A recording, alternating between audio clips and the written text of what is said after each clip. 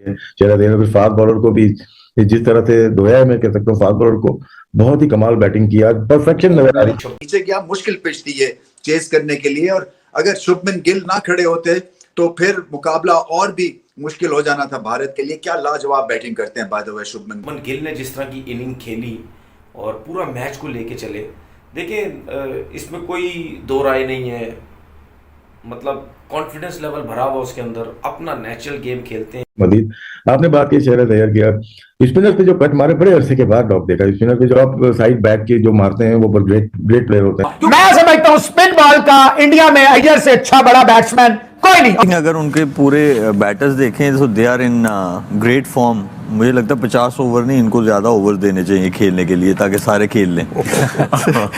सबकी बारी आ जाए और एक इनिंग में 1000 रन भी लगा दें वो बोर्ड के ऊपर। मतलब कि जिंदगी में सुकून लिखा ही नहीं हुआ, एक टेंशन जाती है तो दूसरी सामने आके खड़ी होती है। So I'm talking about Shubman Gill over here। Wajid भाई, शुभमन गिल एक ऐसे प्रोएस के साथ नजर आते हैं, लगता नहीं है कि उनको कोई रोक पाएगा। Shreyas Iyer, he's been scoring runs. A lot of people were discussing that he struggles against the short ball. Now I've seen his press conference where he said कि आप लोग ऐसे ही वो बना देते हो। Harshad Rana flying start by England, Harshad Rana सामने आए। हर्षद राणा कमबैक करवाने वाला कौन, ये हर्षद राणा। मतलब कि एक टेंशन खत्म नहीं होती, सामने दूसरी टेंशन पहाड़ की तरह यूं सामने आके खड़ी हो जाती है कि भाई जितना खुश होना है हो लो, हुन नहीं छोड़ेंगे अपा। दफा फिर जो हमने T20 सीरीज में देखा था हाल इंग्लैंड का, और उसी तरह से है। वो क्या हाल है, वो ये है कि लास्ट ओवर्स में कोई एस्टैब्लिश्ड बैट्समैन बचता ही नहीं। अब ये हर्षद राणा आपके सामने है, इसने 2 मैचेस खेले व्हाइट बॉल के। T20 के अंदर इसने डेब्यू किया, 3 विकेट लेके चला गया। ओडीआई के अंदर इसने डेब्यू किया, 3 खिलाड़ी आउट कर गया, 3 खिलाड़ी आउट किए, और जिसमें ब्रुक का भी अच्छा खासा विकेट है, डकेट का विकेट शामिल है, और उसके अलावा लिविंगस्टन का भी। उनके सारे के सारे जो मेन बैट्समैन हैं वो आउट होके वापस चले जाते हैं, और यही कहानी हमने T20 में भी देखी थी। नमस्कार दोस्तों, कैसे हैं आप सब लोग। स्वागत है आपका एक और शानदार वीडियो। मैं हूं आपका दोस्त सैलन और आप देख रहे हैं सैलन टॉक। दोस्तों कमाल हो गया भाई, जिस तरीके से 2020 में इंग्लैंड के जो टीम है भाई उनसे लगान वसूला गया था अंग्रेजों से, उसी तरीके से पहले ही वनडे में भाई साहब बहुत बुरी तरह से कुटाई करी है उनकी। देखने दिखाया लगा यार, मज़ा आ गया। मतलब लग रहा था एक टाइम पे इंग्लैंड 300 रन मारेगी और थोड़ा मज़ा आएगा मैच में। 250 रन भी नहीं बनाने दिए, पूरे ओवर भी नहीं खेलने दिए। मतलब कमाल की बॉलिंग ज़बरदस्त तरीके से, फिर उसके बाद बैटिंग ऐसी की तैसी करके रख दी उनकी।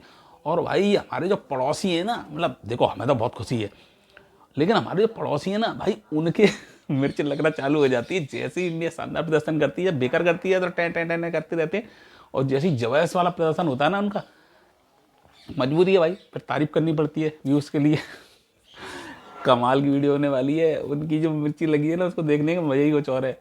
वीडियो बहुत शानदार होगी, पूरी देखना। मैं मिलूंगा आपसे वीडियो के एंड में।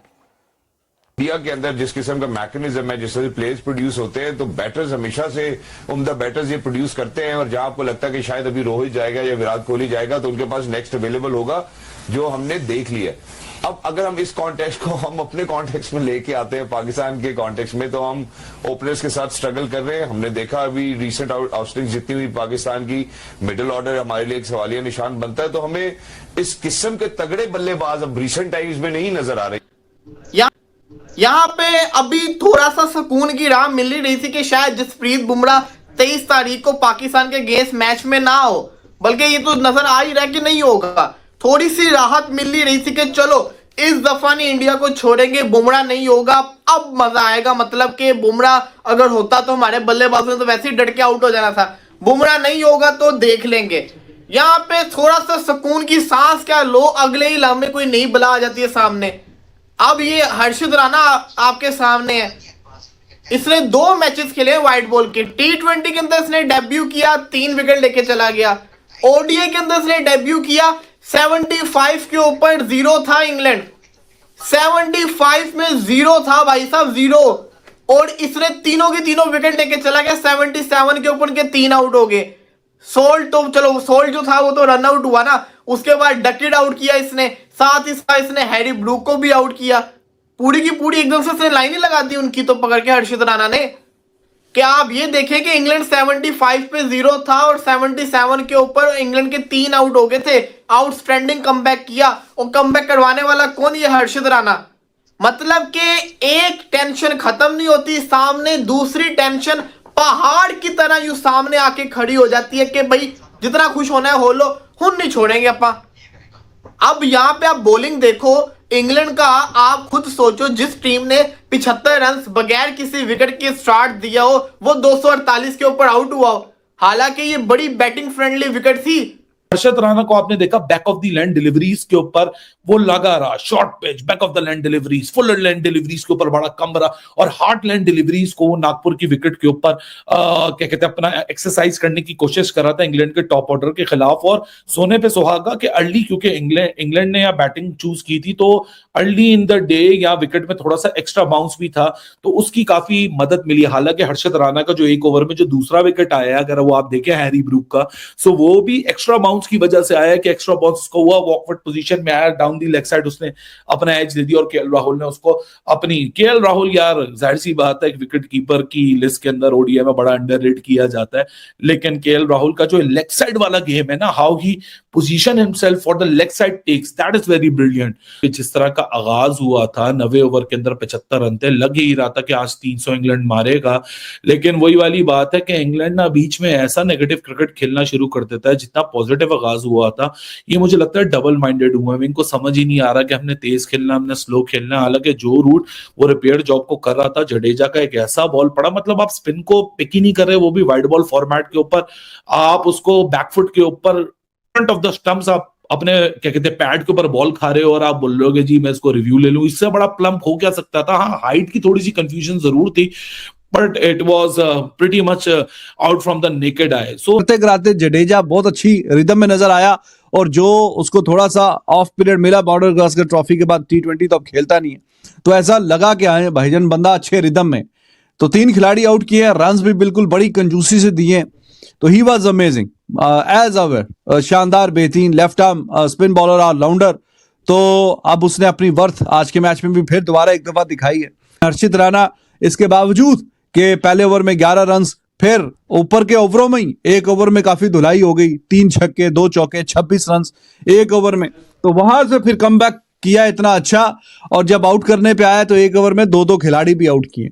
सो at the end of the day ठीक है, डेब्यू जिस तरह से शुरू में फैंटी लग गई थी, 11 रन और 26 रन 2 ओवरों में ही, एक में 11 दूसरे में फिर एक 26, तो करते कराते 7 ओवरों में 53। इसलिए आपको 7.5 की इकॉनमी दिख रही है, क्योंकि फिल साल्ट ने एक पीछे एज पे गया छक्का, बाकी अच्छे शॉट खेले उसने, 2 छक्के 2 चौके, तो एक ओवर में ही 3 छक्के 2 चौके 26 रन, लेकिन 3 खिलाड़ी आउट कर गया। 3 खिलाड़ी आउट किए, और जिसमें ब्रुक का भी अच्छा खासा विकेट है, डकेट का विकेट शामिल है, और उसके अलावा लिविंगस्टन भी निकल के शॉट खेल रहा था, और वो फिर कीपर को कैच देके चलता बना। तो 3 अच्छी बड़ी विकेटें टॉप ऑर्डर की, विकेटें हुए तो टॉप ऑर्डर की हुए, मुझे हो तो नथुलाल जैसी, नहीं तो नहीं, विकेटें हो तो टॉप ऑर्डर वाली, टेल एंडर की तो इतना बस हो तो फिर कोई भी ले लेता। तो इसने रन तो दिए 7.5 के हिसाब से, लेकिन बीच में जो 3 बड़े खिलाड़ी आउट किए हैं। तो देखा दोस्तों आप लोगों ने, भाई मतलब कमाल का प्रदर्शन था दोस्तों, बहुत ही शानदार प्रदर्शन था। भैंस की यहाँ कैसी की तैसी करके रख दी। आप लोगों का दोस्तों इस बारे में क्या कहना है, कि क्या आपको भी लगता है कि भाई इंग्लैंड जिस तरीके से 2020 में पेलेगी इंग्लैंड की टीम, उस तरीके से वनडे में भी पेली जाएगी? जरूर कमेंट करके बताना। वीडियो अच्छी लगी तो लाइक कर देना, चैनल को सब्सक्राइब करना मत भूलना दोस्तों। ऐसी शानदार वीडियो के लिए सैलेंट टॉक से जुड़ें।